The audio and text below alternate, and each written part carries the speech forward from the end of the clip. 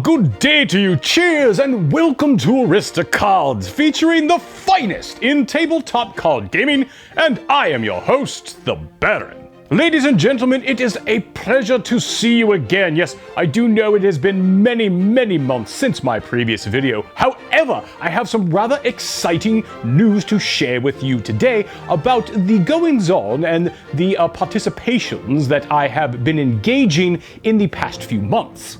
And do be sure to stick around to the end of the video for an update on what's going to be going on this channel in the year 2021. There's going to be a bit of a shake-up, some interesting content going to be coming, so please stay tuned for that. The subject of today's video is rather rich indeed. I have been doing a lot of research into the subject of what collectors out there like to call dead CCGs. Now, what is a dead CCG? Now, first of all, CCG could mean customizable card game, could be collectible card game, could be TCG for trading card game. Those are typically the most common phrases. Usually what that means is that it is a card game that has ceased production, as in the company that was printing the card game is no longer printing material. Now, I'm extremely excited to get into this subject today. However, first I would like to call attention to a very special ale from my private reserve that I have cracked open for you today. Now, yes, this is in fact something I've been hanging on to for a number of years, as a matter of fact. It is a Reaction State, a BA Maple Breakfast Stout. It is indeed supposed to taste like a breakfast. It is an imperial stout aged in maple syrup, with cinnamon whiskey barrels, with cacao nibs, coffee, lactose, cinnamon, and Madagascar vanilla. And as with the subject of today's video, was rather pricey indeed, which is about $40 US for just this single bottle. So we are here, and we are going to taste this for the very first time, the breakfast stout. Oh my! That is quite potent indeed. This is one of the strongest ales I've ever tasted. Oh, indeed, it is practically like syrup. You can absolutely taste the maple and the cinnamon in there. Oh, and it's just so thick and heavy. This is almost the equivalent of a port for an ale. So we shall be enjoying this as we go through the subject of today's video. Now, most recently, I have been buying and selling a lot of the Lord of the Rings trading card game. Now, you might think to yourself, Baron, why are you investing? Why are you buying into a dead CCG? Well, I'm here today, commoners, to let you know that many of these collectible card games that were deemed dead and not valuable, as in like when the company announced they stopped printing the game, they simply tried to unload all of their inventory, selling it for a fire sale at clearance prices, or simply chucking it into the bin. But because of this rather interesting scenario we have found ourselves in with the worldwide situation of the COVID-19 pandemic and many people being forced to stay indoors, there has actually been a resurgence, a renewed interest in many of these collectible card games that have caused many of their prices to skyrocket. Now, of course, in the world of Magic the Gathering, we've seen that the reserve list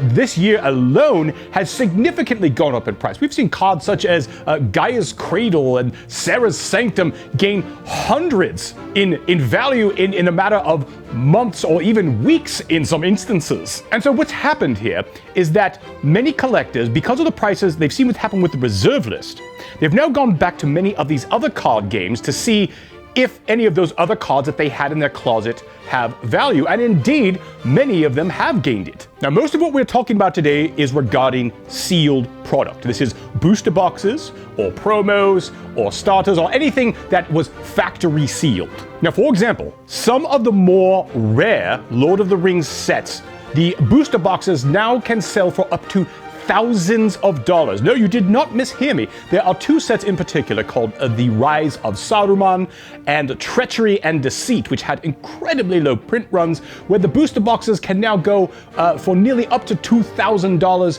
sometimes even more. An example of another card game that I am a heavy collector for is Star Wars, the Star Wars CCG, as made by Decipher. No, not some of the other ones like the Wizards of the Coast version.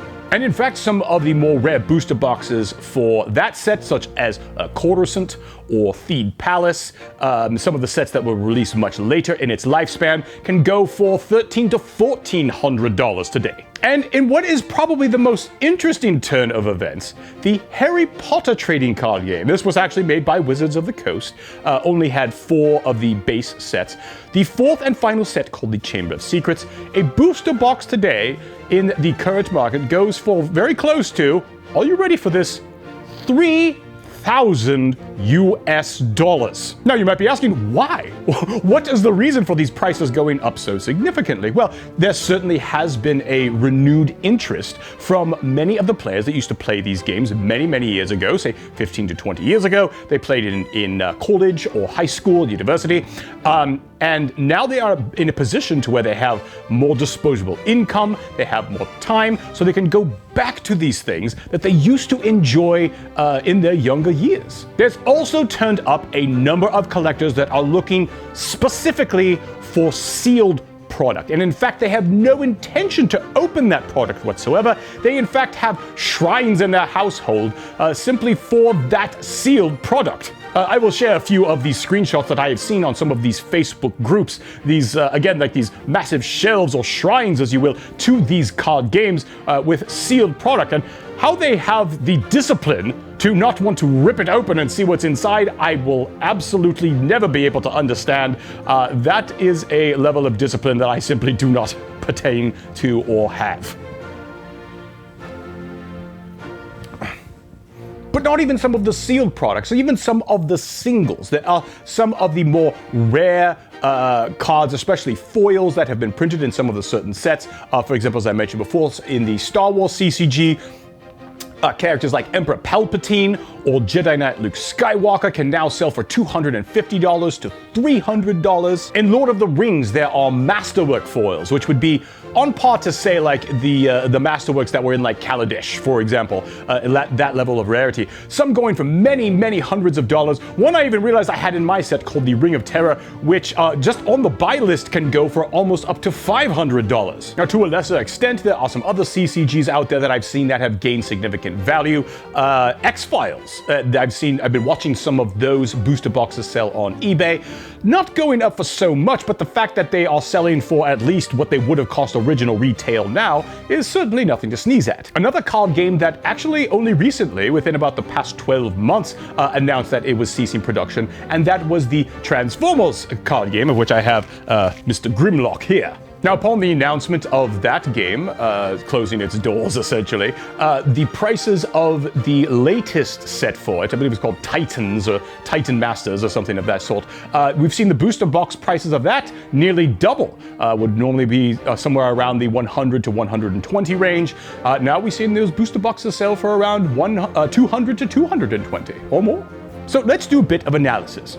Why are these card games specifically gaining value again, whereas many other card games from the past are simply left to reside forgotten in the dead CCG graveyard? So the first thing that they all have in common is that they are licensed. Yes, they either are licensed off of a book, like Harry Potter, they are licensed off of a television show, such as Transformers, or they are licensed off of a movie, such as Star Wars. In the case of Lord of the Rings, it is a book and a movie. And also, now that Amazon is working on its own Lord of the Rings themed show, it will now have its own TV show as well.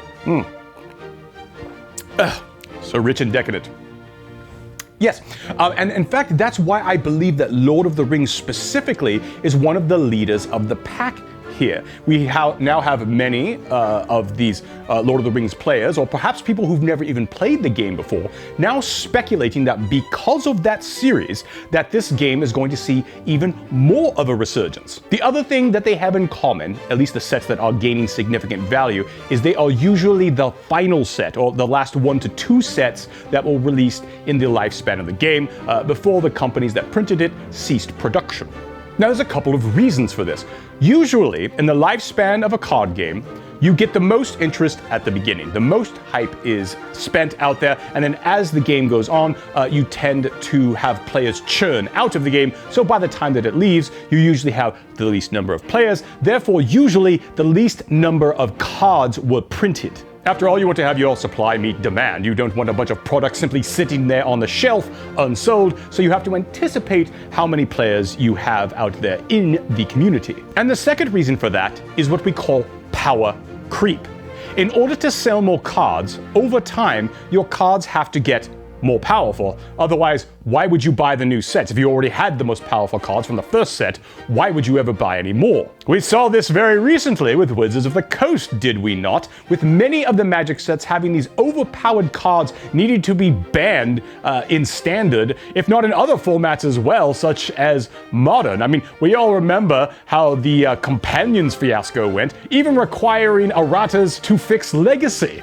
Thus is definitely the case once again with Lord of the Rings, the second to last set that was ever released, or the final in a booster box, which was called Treachery and Deceit, was created at a time when the company had very few employees left. So the sets basically were having no quality assurance, no play testing, they were going out without being tested, therefore there were a number of cards that were released that were simply overpowered and likely never would have been printed as is in its heyday when the actual movies were released in the theaters. And then of course the reason why many of these cards are going up in value in the first place is because they will never be reprinted again. The same reason that many of the reserve list cards for Magic the Gathering have been going up, even the cards that don't really see that much play. Simply the fact that Wizards has said that they will never print the cards again makes it a hot commodity. So my advice to you commoners is, if you collected any of these old card games, especially if they were attached to a license, I've even seen some of the other licenses such as Star Trek, I believe the Dragon Ball Z is another one that I've seen. Any one of these that is a license that is attached to a very famous piece of literary work, television show, movie, I would highly recommend pulling those cards out of the closet. Now is the time to do so, and checking online to see if you have any of those particularly valuable cards. Now, one of the best ways to do this that I've seen is to join Facebook groups. Many of Facebook groups have popped up that are dedicated to these games specifically. This has been a big help for myself when it's come to many of the card games that I have been researching lately. So break out the cards, take a few pictures with your phone, post them on the Facebook group, ask for that community to give you some advice, and you will most likely, if you have something of value, get some private messages through the Messenger app with some offers. And feel free to hold out. Don't take the first offer that comes along. Get a few offers to see who will bid the highest. So again, with these games, these are cards that will never be printed again, because you have companies like Decipher. Let's take Star Wars, for example. They took the license, but they also created their own game engine for it. So in order for any other company to make cards specifically for that game again, you'd have to go to Decipher to buy their mechanics, to buy the game engine, and you would have to go back to Lucasfilm and get both of those things and have to marry them together. That would be quite expensive and, quite frankly, not something that most companies are willing to do. So therefore, these cards won't be printed ever again. Ah yes, and now that update I promised you commoners on some of the goings-on that will be happening on the Aristocard show in the year of 2021. This episode right here serves as a bit of a segue, as you will. Now, of course, I realize many of you out there are subscribed for Magic the Gathering content, very specifically when it comes to Commander, and I do want to keep true to that. I do want to continue to cover Commander content, but I want to expand the scope a bit. Specifically, I want to cover Lord of the Rings, as I do think that it is a game that mechanically and thematically is very reminiscent and takes a page from the Commander format. Rather, I do believe it is a game that will appeal to Commander players. I plan to do a number of videos this year, including how to play, talking about the history of the game and all the sets, doing a bit of deck techs.